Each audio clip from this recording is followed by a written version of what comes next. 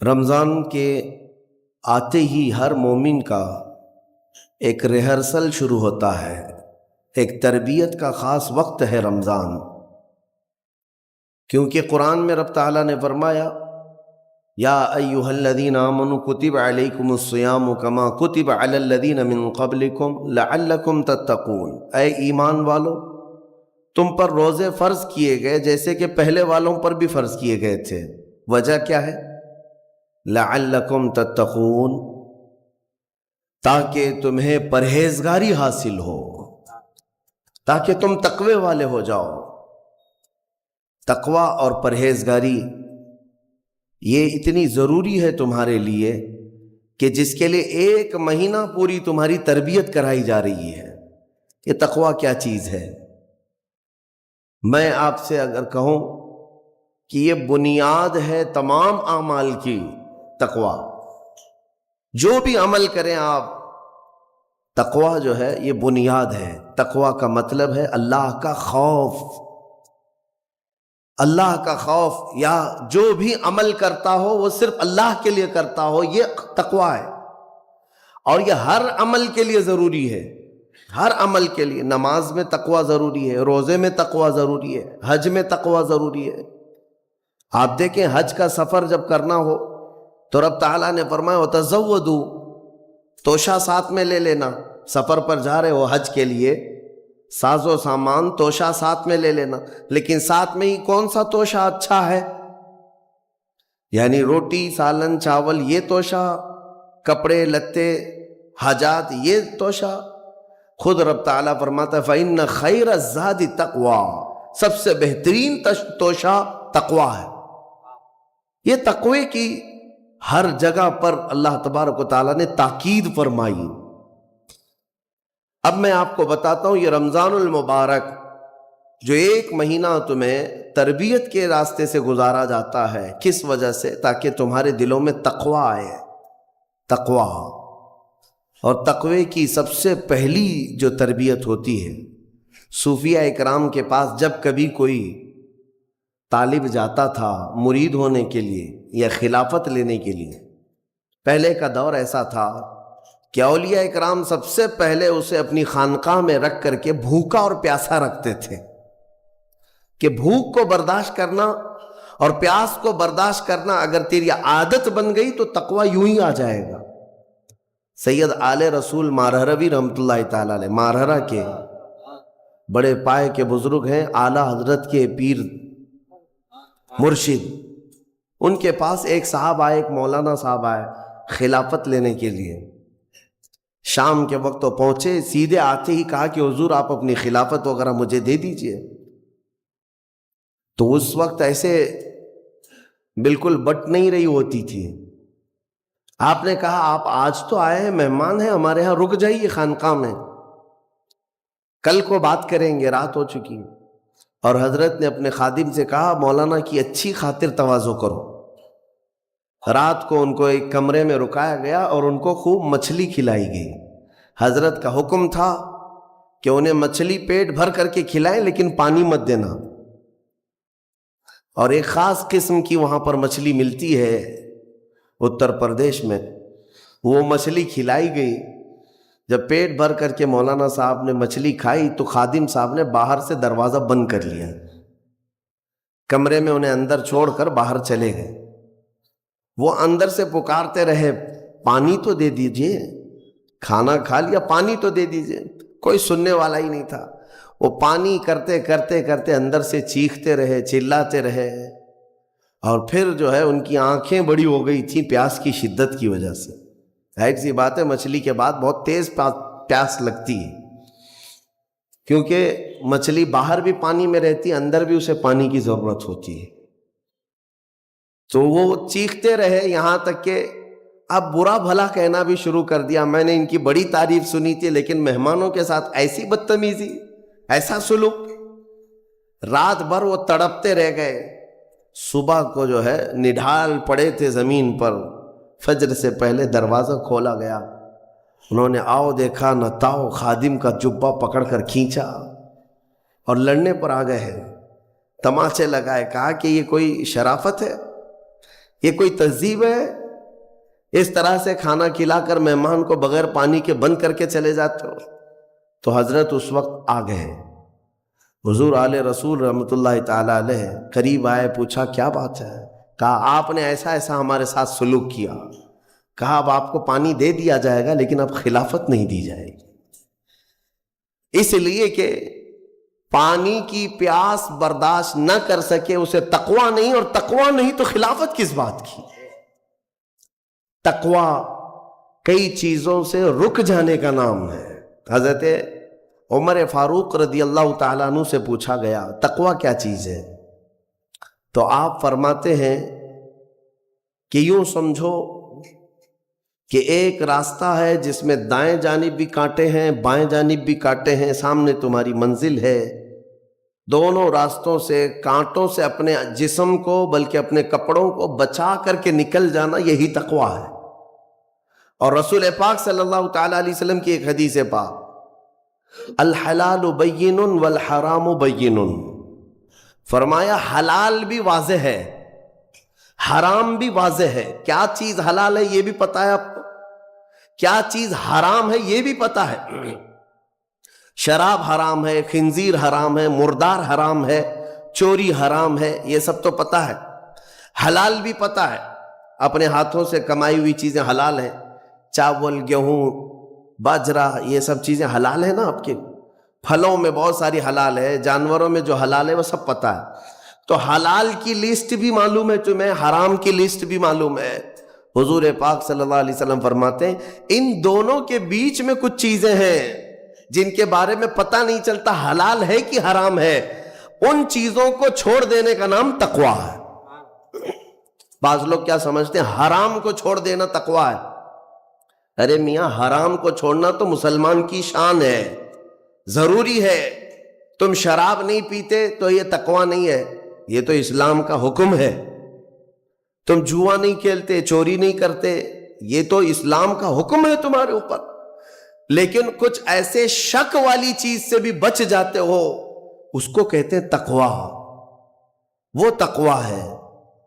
تقوی کی بہت ساری مثالیں ہیں، لیکن میں آپ کے سامنے ابھی رمضان کے متعلق عرض کرنے جا رہا ہوں کہ جیسے گزشتہ میں نے ایک تفسیر میں بھی عرض کیا، بعض لوگوں کو ایسا لگتا ہے کہ رمضان میں لوڈ شیڈنگ ہوتی ہوگی، کچھ خزانہ خدا میں بچت کے لیے لوگوں کو بھوکا اور پیاسا رکھا جاتا ہے، کچھ رزق بچا لیا جائے۔ نادانو، اللہ رب العزت جو پوری کائنات کا رزاق حقیقی ہے، اسے کسی چیز کی کمی نہیں ہے۔ یہ روزے جو فرض کیے گئے خزانے میں بچت کے لیے نہیں، بلکہ ہمارے جسموں کی اور ہماری روحوں کی اصلاح کے لیے، ہماری روحوں کی اصلاح اور جسموں کی اصلاح کے لیے ہمیں تقویٰ ملے۔ میں آپ کو بتاتا ہوں، ایک سوال میں آپ سے پوچھتا ہوں، آج رمضان میں یہ بہت ضروری ہے، کیونکہ رمضان ہونے کے بعد بھی سب کو پتا ہے کہ چاند دکھتے ہی اللہ شیطانوں کو قید کر لیتا ہے، یہ سب کو پتا ہے۔ حدیث پاک میں بھی سرکش جنات اور شیطان دونوں قید ہو جاتے ہیں، ان کو قید کر دیا جاتا ہے، جب تک چاند نہیں دکھے گا یہ نہیں آئیں گے۔ لیکن جو 11 مہینے ہم بلیم ڈالتے تھے شیطان پر کہ ہم سے برائیاں ہو گئی، گناہ ہو گئی، کیوں؟ ارے شیطان ایسا کرا دیا، شیطان ویسا کرا دیا۔ اب رمضان میں کون کرا رہا ہے؟ شیطان تو ہے نہیں، پھر فجر میں سوتا کیوں ہے؟ بغیر نماز پڑھے ٹانگ پھیلائے ویسی نماز قضا کر رہے۔ کون سا شیطان تمہیں سلایا؟ ابھی تو شیطان ہے نہیں۔ ابھی بھی بہت سارے لوگ چوری کا کھانا نہیں چھوڑتے، بہت سارے لوگ جھوٹ، دغا، غیبت یہ رمضان میں بھی نہیں چھوڑتے ہیں۔ تو یہ ان کو کون سا شیطان کروا رہا ہے؟ کون سا شیطان یہ برائیاں کرواتا ہے؟ اس کے جواب کے لیے ایک چیز سمجھنا ضروری ہے۔ یہ بات تو مشہور ہے کہ ساری برائیاں شیطان کرواتا ہے، ابلیس کرواتا ہے نا؟ لیکن آپ کو وہ واقعہ معلوم ہے جب آدم علیہ السلام کو اللہ تعالیٰ نے پیدا کیا اور سارے فرشتوں سے کہا کہ سجدہ کرو، کل ہی کی تفسیر میں نے عرض کیا، اس میں ابلیس بھی تھا۔ ابلیس بھی اس وقت بہکا ہوا نہیں تھا، گمراہ نہیں تھا، وہ اچھا تھا، ابلیس تو بہت عبادت کرنے والا تھا اللہ تعالیٰ کی، تو اس نے اللہ کے حکم کو ٹال کر آدم کو سجدہ نہیں کیا، غرور میں کھڑا رہا، نافرمانی کیا۔ تو اب میں یہ سوال کرتا ہوں کہ ہر ایک کو گمراہ کرنے والا شیطان ہے، تو شیطان کو کس نے گمراہ کیا تھا؟ اس کو کس نے روکا سجدہ مت کرنا آدم کو؟ کوئی ہے بہکانے والا؟ ارے وہ تو پہلا ابلیس ہے، اس سے پہلے تو کوئی ابلیس تھا ہی نہیں، اس سے پہلے تو کوئی شیطان تھا ہی نہیں۔ شیطان کو کس نے روکا کہ تو بڑا ہے، تو بلند ذات والا ہے، آدم مٹی سے بنا ہے؟ یہ خیال کس نے ڈالا؟ کون سا شیطان تھا اس سے پہلے؟ یہی بات سمجھنے کی ہے۔ محدثین نے مفسرین نے فرمایا ابلیس کو جس چیز نے سجدہ کرنے سے روکا وہ نفس امارہ ہے، وہ نفس ہے جو آج بھی تمہارے ساتھ ہے۔ ہاں، شیطان تو قید ہو جاتا ہے رمضان کے شروع ہوتے ہی، لیکن نفس تو ساتھ میں رہتا ہے۔ اب پتہ چلا کہ رمضان میں جو کچھ بھی غلطیاں یا کوتاہیاں یا گناہ کچھ لوگوں سے سرزد ہوتے ہیں تو یہ نفس کے پجاری ہیں، نفس ان کے ساتھ ہے، یہ نفس کی غلامی میں آ گئے اور نفس کے شکار ہو گئے۔ اسی لیے قرآن میں اللہ تعالیٰ نے اپنے رسول سے بھی یہ فرمایا اَرَأَيْتَ مَنِ اتَّخَذَ إِلَٰهَهُ هَوَاهُ أَفَأَنْتَ تَكُونُ عَلَيْهِ وَكِيلًا، اے رسول کیا آپ نہیں دیکھتے کچھ لوگ ایسے ہیں جنہوں نے اپنے نفسانی خواہشات کو اپنا خدا بنا لیا ہے، اپنی خواہشات کو اپنا خدا بنا لیا ہے۔ اے رسول کیا آپ ایسوں کی سفارش کریں گے، ایسے لوگوں کی وکالت کریں گے؟ یعنی رب تبارک و تعالیٰ نے فرمایا کچھ لوگ وہ ہیں جو اپنی خواہشات کی پوجا میں ہیں۔ کیا مطلب خواہشات کی پوجا؟ کیا مطلب ہے اپنے خواہشات کے پیچھے چلنا؟ مطلب یہی ہے کہ جو دل میں آیا اس بندے نے یہ سوچ لیا اسے کرنا ہی ہے مجھے، یہ خواہشات کے پیچھے چل رہا ہے۔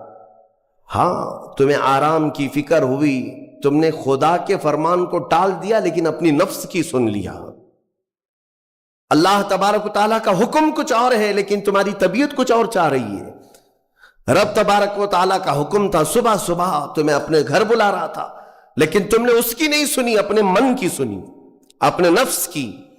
تو یہی تو ہوا نفس کی پوجا، یہی ہے نفس کی عبادت، نفس کی پرستش، جس کو قرآن میں کہا گیا ہے کہ کچھ لوگ ایسے ہیں جنہوں نے اپنی خواہشات کو خدا بنا لیا۔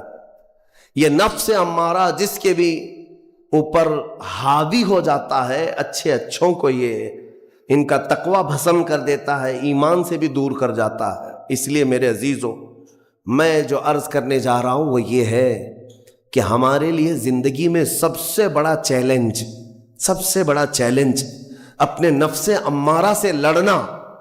آپ کو پتہ ہے رسول پاک صلی اللہ تعالیٰ علیہ وسلم ایک جہاد سے جب واپس مدینے تشریف لا رہے تھے، وہ جہاد بہت سخت تھا، صحابہ زخمی تھے، بہت گھماسان کی لڑائی ہوئی تھی، لیکن جب واپس مدینے آ رہے تھے تو میرے آقا نے ایک جملہ فرمایا تھا، رجعنا من الجہاد الاصغر الى الجہاد الاکبر، اے میرے صحابہ ہم چھوٹے جہاد سے بڑے جہاد کی طرف جا رہے ہیں۔ صحابہ نے پوچھا اس سے بڑا جہاد اب کون سا ہے یا رسول اللہ؟ میرے آقا صلی اللہ علیہ وسلم فرماتے ہیں اے میرے صحابہ اپنے نفس سے لڑنا اب یہ بڑا جہاد ہے، نفس سے لڑنا بڑا جہاد ہے۔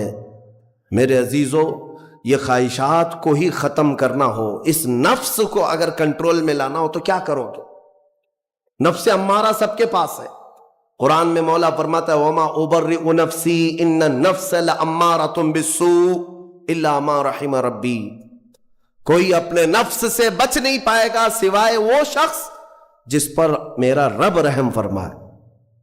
اللہ کا رحم جس پر ہو گیا وہ اپنے نفس سے بچ جائے گا۔ میں آپ کو ایک دعا بتاتا ہوں، حضور پاک صلی اللہ علیہ وسلم اگر دعا کرتے تھے تو اس سے آپ کو اندازہ ہو جائے گا کہ یہ کتنی امپورٹنٹ چیز میں آپ کے سامنے کہہ جا رہا ہوں۔ کون سی؟ حضور جب دعا کرتے تھے تو یوں کہتے تھے اللہ کی بارگاہ میں، اللہم لا تکلنی الی نفسی طرفت عین، اے اللہ تو مجھے میرے نفس کے حوالے ایک منٹ کے لیے بھی مت دینا، تو اپنی حفاظت میں رکھ۔ حضور جب یہ دعا کرتے تھے کہ مجھے میرے نفس کے حوالے ایک منٹ کے لیے، طرفت عین کہتے ہیں پلک جھپکنے کے برابر، اتنے ٹائم کے لیے بھی اے اللہ تو مجھے میرے نفس کے حوالے مت کرنا، تو اپنی حفاظت میں رکھ۔ سید الانبیاء جب یہ دعا کرتے ہیں تو اندازہ کرو اے مومنو، نفس کی تباہ کاریاں کیا کیا ہیں، یہ کتنوں کو ہلاک کر دیتا ہے، کتنوں کا عمل ضائع کرتا ہے، کتنوں کا ایمان ختم کرتا ہے۔ اب میں جو بات کہہ رہا ہوں وہ یہ توجہ سے سنو، یہ نفس امارہ جس نے شیطان کو بھی گمراہ کیا، شیطان کو بھی بہکا دیا، یہ نفس آدم کو سجدہ نہ کرنے کا جو غرور پیدا کیا، یہی نفس امارہ تھا۔ اس نفس امارہ کو اگر کوئی کنٹرول کرا سکتا ہے تو وہ ماہ رمضان المبارک، بس یہی ہے رمضان کی فضیلت۔ رمضان المبارک اس لیے تمہیں دیا گیا کہ بڑی بڑی طاقتیں تمہارے نفس کو قابو میں نہیں کر پائیں گی، لیکن رمضان کے روزے تمہیں کنٹرول میں لے آئیں گے، کنٹرول میں لائیں گے۔ اب سمجھ میں آیا کہ روزے کیوں رکھائے جا رہے ہیں؟ ارے گرمیوں کی شدت ہے، ادھر حلق سوکھا جا رہا ہے، پیٹ پیٹ سے لگ جاتا ہے۔ ان لوگوں کو پوچھو روزہ کیسا ہوتا ہے جو مزدوری کرتے ہیں، ان لوگوں سے پوچھو جو دن بھر کام کاج کرتے ہیں۔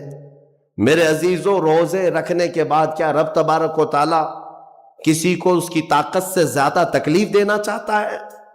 نہیں میرے عزیزوں، وہ رحمان ہے۔ اس نے جب تمہیں ماں کے پیٹ میں 9 مہینے رزق دیا تو کیا کائنات میں نہیں دے گا؟ تمہیں ماں کے پیٹ میں بھی رزق دیتا رہا۔ تم جب دنیا میں آئے، تمہارے ماں کے سینے میں خون سے دودھ کس نے بنایا؟ تمہارے رزق کا انتظام کرنے والا وہ خدا۔ اگر تمہیں حکم دیتا ہے کہ صبح سے لے کر شام تک بھوکے رہو تو یہ اس کا ظلم نہیں بلکہ یہ عین کرم ہے، اللہ تبارک و تعالیٰ کا رحم ہے تم پر، کہ وہ مولا ہماری اصلاح چاہتا ہے کہ ہمارے اندر تقوی آ جائے، جسم میں بھی اور روح میں بھی۔ اب ایک اور بات میں آپ کو بتا دوں، میں نے ایک بات پڑھی تھی نفس کے متعلق، یہ نفس امارہ، اسی لیے امام غزالی رحمۃ اللہ تعالی علیہ نے فرمایا اللہ کی جو مخلوق ہے وہ 3 طرح کی ہے، ایک فرشتے، دوسرے انسان، تیسرے جانور۔ یہ 3 الگ الگ قسم کی مخلوق ہیں، کیونکہ اللہ تعالیٰ نے تینوں کو جو چیزیں دی ہیں ان میں فرق ہے۔ فرشتوں کو اللہ نے عقل دیا ہے، نفس نہیں ہے۔ نفس، شہوت، برائی کرنے کی خواہش فرشتوں کے اندر ہے ہی نہیں، وہ سوچ بھی نہیں سکتے برائی کرنے کا۔ فرشتوں کو اللہ نے عقل دیا ہے، اور عقل عزت والی چیز ہے۔ اور جانوروں کو اللہ نے نفس دیا ہے، عقل نہیں، عقل والے نہیں ہیں جانور، عقل والے نہیں، لیکن نفس ہے، شہوت ہے، شہوت بھی ہے، نفس بھی۔ لیکن انسان ایک ایسی مخلوق ہے جسے اللہ نے عقل بھی دیا ہے، نفس بھی دیا ہے۔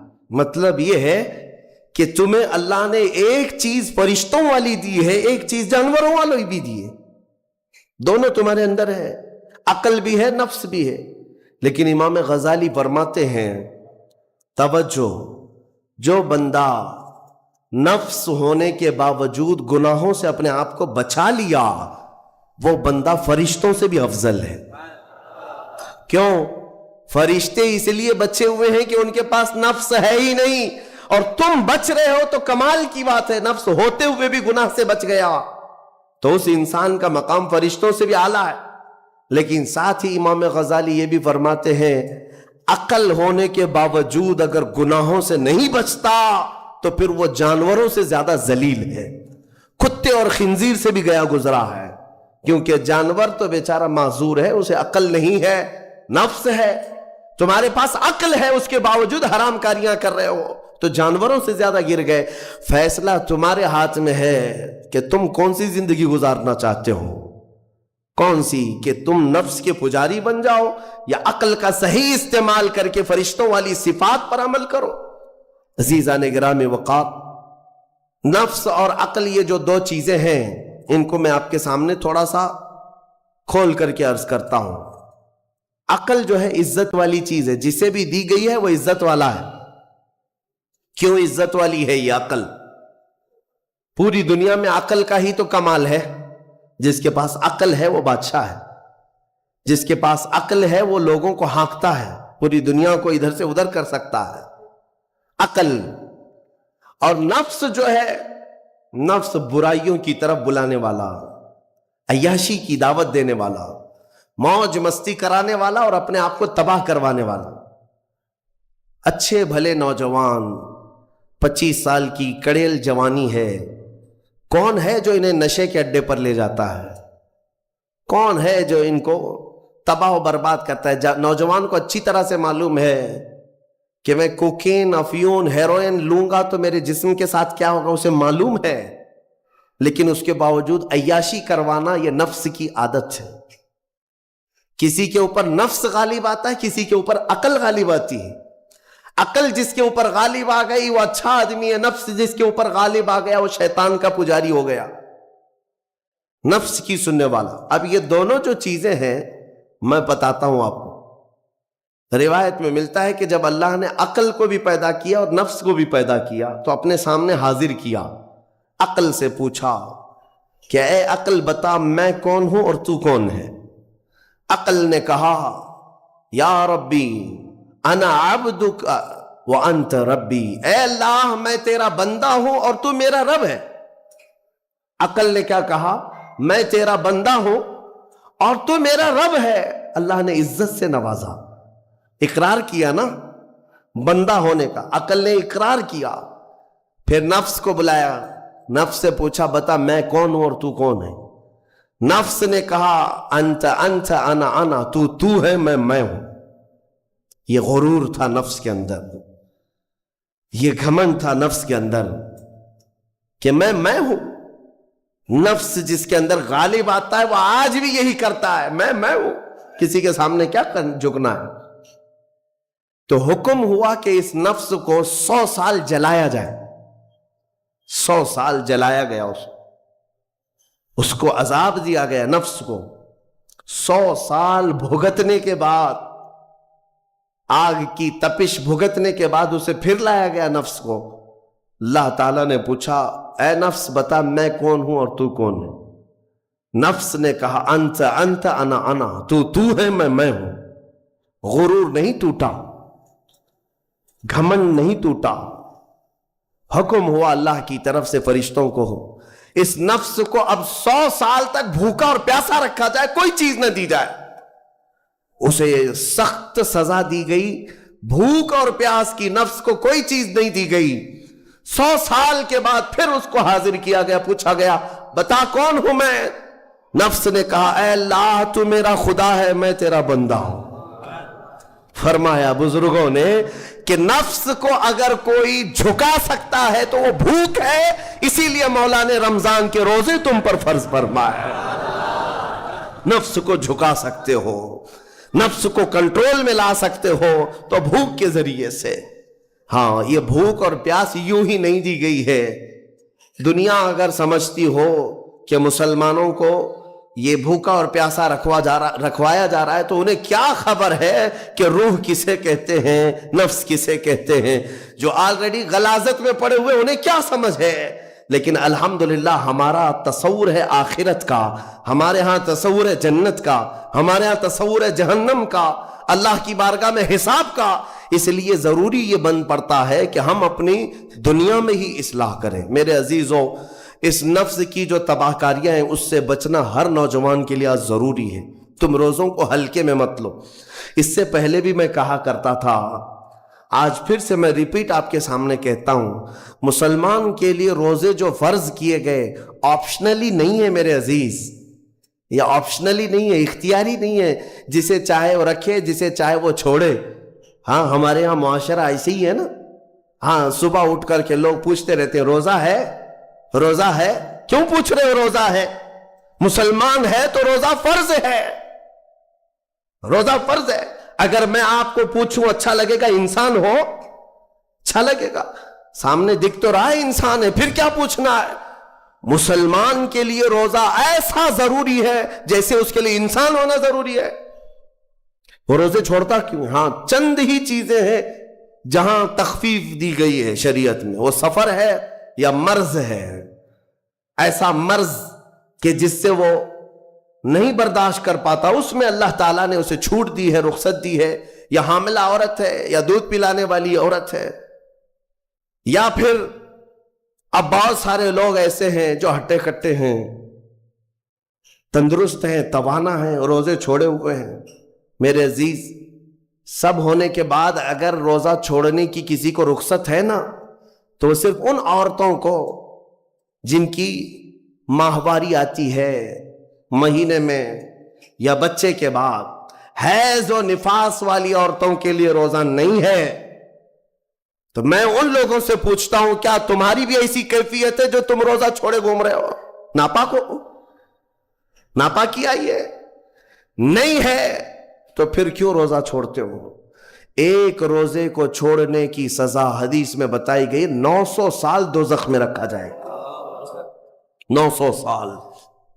اب کیلکولیٹ کرو، اگر تمہاری زندگی کے روزے قضا ہیں تو کتنے 100 سال جائیں گے۔ اسی لیے میرے عزیزو، جب تک طاقت ہے روزے فی الحال کے رکھو ہی رکھو، اگر پیچھے کے چھوٹے ہیں تو اسے بھی پہلے کمپلیٹ کر لو، ورنہ قیامت کے دن کی سزائیں نہیں برداشت کر پاؤ گے، بھگت نہیں پاؤ گے۔ یہ ہم جو بار بار کہتے ہیں آپ کے روزہ رکھنے سے میرا کیا ہے، ہم تنبیہ صرف اس لیے کرتے ہیں کہ قیامت کے دن اللہ تعالیٰ کے عذاب میں گرفتار نہ ہو جاؤ، عذاب میں گرفتار نہ ہو جاؤ۔ اور ہمارے بزرگوں نے ہمیں تعلیم دی ہے کہ اللہ تعالیٰ جب 11 مہینے کھلاتا پلاتا ہے، اور وہی مولا 1 مہینہ اگر حکم دے تو یہ کس قدر بندے کی ناانصافی ہے کہ اپنے مولا کے حکم کو پیٹ پیچھے ڈالتا ہے اور پھر کھاتا پیتا رہتا ہے۔ کیا اسے اپنے رحمان کی رضا کی اتنی بھی فکر نہیں ہے کہ یہ میرے مولا کی رضا ہے روزہ؟ اسی لیے تو اس مولا نے فرمایا روزہ میرے لیے ہے اور اس کی جزا کچھ نہیں، میں خود بندے کا ہو جاؤں گا۔ الصوم لی وانا اجزا بہ، اور ایک حدیث میں عجزی بھی پڑھا گیا، یعنی روزہ میرے لیے ہے اور میں ہی اس کی جزا ہوں، میں ہی اس کی جزا ہوں۔ مطلب یہ ہے کہ دوسرے اعمال کی جزا میں جنت ہے، محلات ہے، الگ الگ ثواب ہے، لیکن روزے کے متعلق مولا نے فرمایا میں خود ہی اس کی جزا ہوں۔ تجھ سے تجھی کو مانگ کر مانگ لی ساری کائنات، جس کا خدا ہو گیا اس کی ساری کائنات۔ میرے عزیزوں، اللہ تبارک و تعالیٰ اگر کسی بندے کا ہے تو پھر اس کے کیا کہنے۔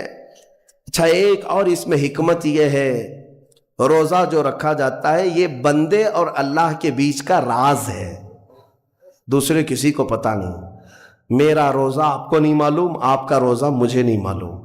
چہرہ دیکھ کر کے کچھ بھی کہا جا سکتا ہے، ہاں چہرہ دیکھ کر کسی کا روزہ پتہ چلے گا۔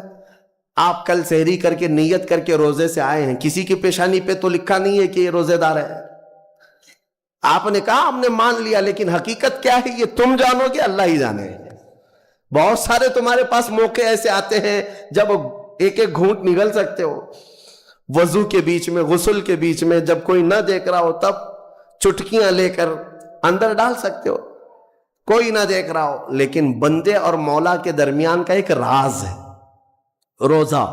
اسی وجہ سے ایک حدیث میں ملتا ہے قیامت کے دن جب ایمان والوں کو جمع کیا جائے گا اور جن کی بخشش ہو جائے گی تو ان میں ایک جماعت ایسی ہوگی جو جنت کی طرف اڑتے ہوئے جا رہے ہوں گے اور جنت میں پہنچ جائیں گے، کسی کو نظر نہیں آئیں گے، بہت تیزی سے وہ جنت پہنچ چکے ہوں گے۔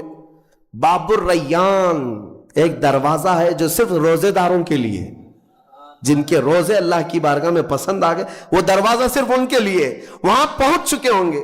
بہت سارے اہل اللہ، بڑے بڑے مقامات والے وہاں موجود ہوں گے، پوچھیں گے تم کہاں سے آئے، کون سے راستے سے آئے؟ نہ وہاں نظر آئے نہ راستے میں نظر آئے، یہاں کیسے پہنچے؟ تو وہ کہیں گے کہ اللہ تبارک و تعالیٰ نے ہمیں روزوں کی وجہ سے یہ مقام دیا۔ رب تعالیٰ کی طرف سے ارشاد ہوتا ہے کہ ان بندوں نے دنیا میں جو روزہ رکھا تھا وہ سب سے چھپا ہوا تھا، کسی کو پتہ نہیں تھا روزہ ہے یا نہیں۔ اس لیے جب میں نے ان کے روزے قبول کیے تو سب سے چھپا کر انہیں جنت کی طرف بھیج دیا. وہاں پر بھی یہ جزا دی گئی. میرے عزیزوں، فضیلتیں بہت ساری ہیں، سب کو پتا ہے، لیکن میں جو کہہ رہا ہوں وہ یہ ہے کہ اگر اپنے نفس کو کنٹرول میں لانا ہو تو یہ روزے شرط ہیں. ایک صحابی حضور کی بارگاہ میں آئے، جوان تھے، کہا کہ یا رسول اللہ صلی اللہ علیہ وسلم، جوان ہو چکا ہوں، شادی کی عمر ہے، لیکن شادی کرنے کی طاقت نہیں، مال نہیں، اسباب نہیں، کیا کروں؟ شادی نہ کرے تو گناہوں کی طرف چلے جائیں، خواہشات ہیں انسان کی. تو جانتے ہیں میرے آقا صلی اللہ تعالیٰ علیہ وسلم نے کیا فرمایا کہ اگر استطاعت ہے تو شادی کر لے، ورنہ روزہ رکھ لے. شادی کے بدل ڈائریکٹ کون سی چیز؟ روزہ. فرمایا اس لیے کہ روزہ تمہاری شہوت کو ختم کرتا ہے، تمہارے اندر صبر قائم کرتا ہے. عزیزان گرامی، حدیث پاک کا یہ مفہوم میں آپ کے سامنے رکھ رہا ہوں. تربیت میں میرے آقا نے ان نوجوانوں سے کہا جن کی شہوت غالب ہے، جو گناہوں کی طرف زیادہ جا سکتے ہیں، ان کے لیے فرمایا گیا وہ روزہ رکھیں، کنٹرول میں رہیں گے. صرف رمضان کا ہی نہیں، سال میں اور بھی دنوں میں روزہ رکھو تاکہ تمہارا نفس قابو میں رہے، کنٹرول میں رہے. میں چند مہینے پہلے کچھ نوجوانوں کی کثرت کو دیکھ رہا تھا جو اپنے جسم کو شیڈول بنانے کے لیے، مینٹین کرنے کے لیے ڈائٹ پلان تیار کر رہے تھے. تو اس میں ایک بہت ہی بڑے ڈاکٹر ہیں جنہوں نے ڈائٹ پلان دیا، تو اس میں انہوں نے مینشن کیا کہ ہفتے میں ایک دن بھوکا رہنا چاہیے، صبح سے شام تک. وہ نان مسلم ہے. میں نے پوچھا تھا کہ یہ آپ کے ڈائٹ پلان میں کس لیے ہے؟ تو انہوں نے اس کی سائنٹیفک وجہ بتائی کہ ہفتے بھر میں ہم جو کچھ بھی کھاتے ہیں، کچھ ایسی چیزیں جمع ہو جاتی ہیں جن کو پگھلنے کا موقع ہی نہیں ملتا، ہم بار بار کھاتے رہتے ہیں، اس پر چیزیں جمع ہوتی رہتی ہیں. ایک دن ہفتے میں اگر اپنے پیٹ کو خالی چھوڑ دیا جائے تو فاسد مادے گل کر کے باہر نکل جائیں گے اور صحت ہمیشہ صحیح رہے گی. یہ دنیا کہہ رہی ہے. میرا مولا بغیر حکمت کے کوئی چیز تم پر فرض نہیں فرماتا. جس نے ہمارے جسموں کو بنایا، جس نے ہماری روح کو بنایا، وہی زیادہ بہتر جانتا ہے کہ ہمارے حق میں کیا چیز اچھی ہے. اس لیے اے میرے عزیزوں، اب ان نفس کے خلاف جو باتیں میں نے عرض کی ہیں، نوجوانوں، آج تمہارے لیے نہیں، پوری زندگی کا سب سے بڑا چیلنج ہے، سب سے بڑا چیلنج. جو اپنے نفس امارہ سے بچ گیا وہ صحیح سلامت دنیا سے چلا گیا، ورنہ موت کے وقت بستر پر روح نکلنے سے پہلے بھی نفس امارہ بہکاتا ہے. یہ شیطان کا قریبی دوست ہے. یہ دونوں کی سانٹھ گانٹھ ہے. نفس کی اور شیطان کی دوستی بہت گہری ہے، بہت گہری ہے. اسی لیے تو شیطان جاتا ہے تو نفس اس کا کام کرتا رہتا ہے. دونوں مل کر کے انسان کو تباہ و برباد کرتے ہیں. لیکن اس کے باوجود اگر آپ بچے ہیں تو یہ اللہ کا فضل ہے تم پر، اللہ کا فضل ہے. میں بنی اسرائیل کے ایک شخص کے متعلق پڑھا تھا، بڑا عبادت گزار شخص تھا. وہ اپنے صومعہ کہتے ہیں جس میں عبادت کرتے ہیں، بنی اسرائیل کا وہ عبادت گزار شخص قریب 80 سال تک عبادت کیا اور باہر نہیں نکلا. شہر میں سب سے زیادہ مقبول، ہر ایک اس کے پاس دعائیں کرانے کے لیے آتے تھے. اتفاق سے اس گاؤں میں ایک گھر کے 4 بھائی تھے، وہ تجارت پر جا رہے تھے. ان کی تنہا بہن تھی گھر پر. چاروں نے سوچا ہم تجارت پر جا رہے ہیں، اپنی بہن کہاں چھوڑیں. تو چاروں نے کئی لوگوں سے مشورہ کیا اور بزرگوں سے بات چیت ہوئی تو کہا کہ وہ عابد جو شب زندہ دار ہیں، رات بھر عبادت کرتے ہیں، ان کی نگرانی میں چھوڑ کر، ان کی کفالت میں چھوڑ کر چلے جاتے. وہ چاروں آئے اور اپنی تجارت کا سفر بتایا اور کہا کہ ہماری بہن گھر پہ رہے گی، بس آپ دیکھ بھال کریں. اور وہ تجارت پر چلے گئے. یہ بہت ہی عبادت گزار شخص ہے بنی اسرائیل کا، بہت عبادت گزار. چند دن گزرے تھے کہ نفس نے یہ باتیں باہر لانی شروع کی کہ پتہ نہیں وہ خاتون اندر اکیلی کیا کرتی ہوگی، بھائی بھی نہیں، ماں باپ بھی نہیں. پھر شیطان آیا، کہا ارے کچھ تو خیال کرو، تمہارے پاس امانت دے کر گئے ہیں اس کے بھائی، تم اس سے خیر خیریت بھی نہیں پوچھتے. آپ نہ جانا اس کے پاس، محض آپ اپنی چوکھٹ سے تو اسے آواز دے کر کے پوچھ لیں کیا چل رہا ہے اس کے گھر میں. تو اس عابد نے اپنے سوما کی چوکھٹ پر آ کر اس خاتون کو آواز دی. وہ خاتون اپنے گھر کے باہر آئی، چوکھٹ پر وہ کھڑی رہی، پوچھا کیسی چل رہی ہے، خیریت ہے، طبیعت اچھی ہے. بات چیت ہوئی، اس کے بعد چلے گئے. یہ پہلی بات چیت تھی جس کے بعد اس عابد کے دل میں بات کرنے کا جذبہ اور بڑھ گیا، خواہش اور بڑھ گئی. عورت سے بات کرنے کو آج نوجوان یہ سمجھتے ہیں یہ تو فرینڈلی ہے، ہم تو ایسی دوستی میں کر رہے ہیں. تمہیں پتا ہے یہ بہانے ہیں دوستی اور فرینڈ شپ کے، یہ سب نفس امارہ کی تباہیاں ہیں جو تمہارے دل میں بار بار شہوت پیدا کرتا ہے. اب اس 80 سالہ عبادت گزار شخص کا حال یہ تھا.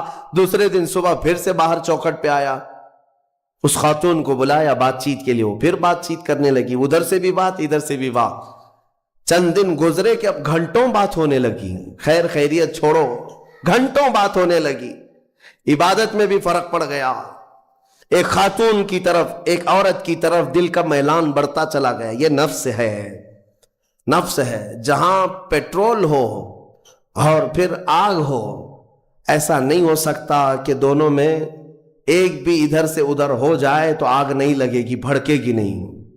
میرے عزیزو، اس کے بعد کئی دن ایسے ہونے کے بعد شیطان ایک بزرگ کی شکل میں آ کر اس عابد سے کہا کیا کھڑے کھڑے بات کرتے ہو، اس کے گھر جاؤ، بیٹھو، تسلی دو اس کو. یہ عابد اپنے سوما سے 80 سال بعد باہر نکلا تھا اور اس خاتون کے گھر گئے. اور کھانا پینا ساتھ ہوتے ہوتے یہ نوبت یہاں آئی کہ زنا کر لیا. 80 سالہ عبادت گزار شخص زنا جیسی نحوست میں مبتلا ہو گیا، منہ کالا کر لیا. اب اس کے بعد اپنے سوما واپس آیا. اس کو تو ایسا لگا کہ میں تو مزے میں ہوں، بھائی بھی نہیں ہے اس کے، کوئی نہیں ہے. لیکن اس عورت کا حمل ٹھہرا، وہ حاملہ ہو گئی. اب اس کو ڈر لگا کہ اس کا حمل ہو گیا، کیا کیا جائے. نفس بھڑکاتا رہا، شیطان بھی ساتھ دیتا رہا. شیطان آیا اور اس نے کہا کہ ایک کام کرو، اس کا گلا گھونٹ کر مار ڈالو ورنہ تمہاری بدنامی ہوگی. یہ عابد اس کے گھر گیا، رات کو اس کے ساتھ تنہائی پا کر کے اس کا گلا گھونٹ دیا اور عورت کو ختم کر دیا. قتل دوسرا گناہ. اور اس کے بعد اسی گھر میں گڑھا کھود کر کے دفن کیا. چوری کو چھپانا پھر سے گناہ. زمین کو صاف کر دیا. واپس اپنی عبادت گاہ میں آیا. جب وہ بھائی اس کی تجارت سے واپس آئے، پوچھا ہماری بہن کہاں ہے؟ تو یہ رونے دھونے لگا. کہا تمہاری بہن بڑی بیمار ہو گئی تھی، علاج کرایا، نہیں بچ سکی، انتقال ہو گیا، قبرستان میں نے دفن کروا دیا. اور جھوٹ موٹ ایک قبر کے پاس لے گیا اور کہا یہ تمہاری بہن کی قبر ہے. بھائی روتے رہے، اپنی تنہا اکلوتی بہن کو یاد کر کے واپس آئے. بات یوں ہی گزر گئی، لیکن نفس کی تباہ کاریاں چھپتی نہیں ہیں. یہ کالے کرتوت کبھی پوشیدہ نہیں رہتے. پھر ابلیس ان 4 بھائیوں کے پاس گیا اور کہا تمہیں پتا ہے تمہاری بہن کہاں ہے؟ کہا وہ تو انتقال ہو گئی، اللہ کو پیاری ہو گئی. کون کہا؟ کہا اس عابد نے کہا. کہا وہ جھوٹ بولتا ہے، اس نے تمہاری بہن کے ساتھ منہ کالا کیا، زنا کیا اور گلا گھونٹ کر مارا اور اسی گھر کے اندر دفن کیا ہے، کھود کر دیکھ لو. ابلیس نے ان بھائیوں کو سب بتایا. اور جب ان بھائیوں نے زمین کھودی تو لاش سڑی گلی موجود تھی. اللہ اکبر. اب زمین کے پیروں کے نیچے زمین کھسک گئی. کیا اللہ والا ایسا بھی کر سکتا ہے؟ اتنا عبادت گزار. پھر لوگوں کو جمع کیا گیا، سبوں نے دیکھا تو اس کے بعد غصے میں سارے لوگ بپھر گئے اور سب کے سب ٹوٹ پڑے اس سوما پر اور اسے کھینچ کر کے باہر لایا گیا اور اس سے پوچھا گیا. اخیر میں مار توڑ کے بعد اس نے اقرار کر لیا کہ ہاں میں نفس کے دھوکے میں آ گیا تھا، مجھ سے یہ گناہ ہو گیا ہے، غلطی ہو گئی ہے. ساری قوم نے مل کر اس کا چہرہ کالا کیا اور اس کو پھانسی پر چڑھایا. جب پھانسی پر لٹکانا تھا دنیا تماشا دیکھ رہی تھی، بچے تالیاں بجا رہے تھے، لوگ پتھر پھینک رہے تھے. لیکن اس وقت بھی سامنے شیطان آیا اور اس کا نفس بھی تھا، یہی نفس امارہ ہے۔ دونوں نے مل کر کے کہا کہ اے عابد، اب بھی تیری حفاظت ہو سکتی ہے، بچ جائے گا تو اس پوری بلا سے تجھے ہم نکال لیں گے۔ اس نے پوچھا کیسے؟ کہا دیکھ تو جتنی عبادت خدا کی کیا 80 سال، اس خدا نے تجھے کچھ نہیں رکھا، اس حالت تک لے آیا، کاش تو ہماری عبادت کر لیتا، ہمیں خدا مان لیتا تو چٹکی میں تجھے نکال لیتے۔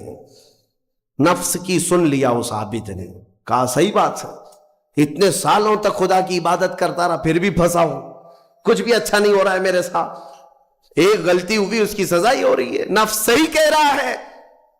اس نے اپنے نفس کی مانی اور شیطان سے کہا تو ہی میرا خدا ہے، تجھ سے میں سجدہ کروں، مجھے اس بلا سے نکال لے۔ جیسے ہی اس نے یہ کہا، شیطان تالیاں مارتا ہوا چلا کہ میرا کام مکمل ہو گیا، ادھر لوگوں نے اسے پھانسی پر چڑھا دیا۔ ابتدا آنکھوں سے شروع ہوئی، باتوں سے شروع ہوئی اور کفر پر خاتمہ ہوا۔ موت کس بات پر ہوئی؟ کفر پر موت ہوئی۔ لوگ ہلکے میں لیتے ہیں کہ یہ یوں ہی مزے کی زندگیاں ہیں۔ میرے عزیزو، نفس سے الرٹ رہو، اس نفس نے اچھے اچھوں کا تقوی بھسم کر دیا، کئی لوگوں کی عبادتیں ضائع کر دیں، عورت کے فتنے سے، مال کے فتنے سے، حرص لالچ کے ذریعے سے اس نے ایمان کو تباہ کیا ہے۔ اور پھر میں آخر میں یہی کہتا ہوں، اس نفس کو اگر کوئی کنٹرول کر سکتا ہے تو اللہ کا یہ پیارا مہمان رمضان المبارک ہے۔ یہ رمضان ہے، یہ رمضان ہے جو تمہیں نفس کی غلامی سے آزاد کرائے گا۔ اس سے خوب محبت کرو، خوب محبت کرو۔ قیامت کے دن ایک شکل میں آئے گا، ایک شکل میں آئے گا، خوبصورت شکل میں آئے گا، خوبصورت شکل میں آئے گا۔ اور حدیث پاک میں ملتا ہے کچھ بندے وہ ہوں گے جن کی سفارش کے لیے رمضان آئے گا، رمضان آئے گا، اور اللہ تعالیٰ رمضان کی اور قرآن کی سفارش کو کبھی رد نہیں فرمائے گا۔ جس کی سفارش میں رمضان آ گیا اس کے لیے جنت میں جانا واجب ہو جائے گا، اور کچھ لوگ وہ ہوں گے جن کے خلاف رمضان کھڑا ہو جائے گا۔ رب تعالیٰ سے کہے گا مولا میں ہر سال اس کے گھر جاتا تھا، یہ مجھے کبھی قدر کی نگاہ سے نہیں دیکھتا، میری عزت نہیں کرتا، میرا احترام نہیں کرتا۔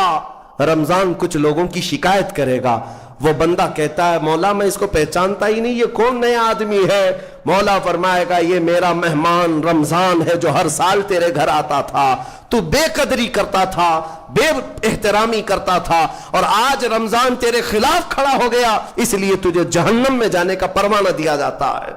میرے عزیزو، رمضان کو اپنے خلاف سفارشی نہ بناؤ، رمضان کو اپنا حمایتی بناؤ، اس سے محبت کرو، اس رمضان کا قدر کرو، احترام کرو۔ اپنے گھروں میں جس طرح کسی باہر کے آئے ہوئے مہمان کی عزت ہوتی ہے، رمضان کی عزت ہونی چاہیے۔ گھروں میں خرافات نہ ہو، بے حیائیاں نہ ہو، بچوں کو بار بار اس بات پر ٹوکو کہ بیٹا بری بات نہ کریں، رمضان ہے، اللہ کا مہینہ ہے۔ ہمارے بزرگ ہمیشہ یہی کہا کرتے تھے، کسی کو مارنے نہیں دیتے تھے کہ روزہ ہے، رمضان ہے، ہاتھ نہیں اٹھانا، گالی دیتے تو کہتے کہ بیٹا رمضان چل رہا ہے، گالی مت دے۔ یہ ہے رمضان کے احترام کے طریقے، آج یہ ہمارے معاشرے سے جا رہے ہیں۔ اس لیے میں کہتا ہوں ہر بات پر تاکید کرو اپنے بچوں کو کہ رمضان ہے، رمضان ہے، اور انشاءاللہ العزیز یہ رمضان ہماری سفارش کرے گا، اور مولا اس کی سفارش پر ہمیں جنت عطا فرمائے گا۔ وآخر دعوانا ان الحمدللہ رب العالمین۔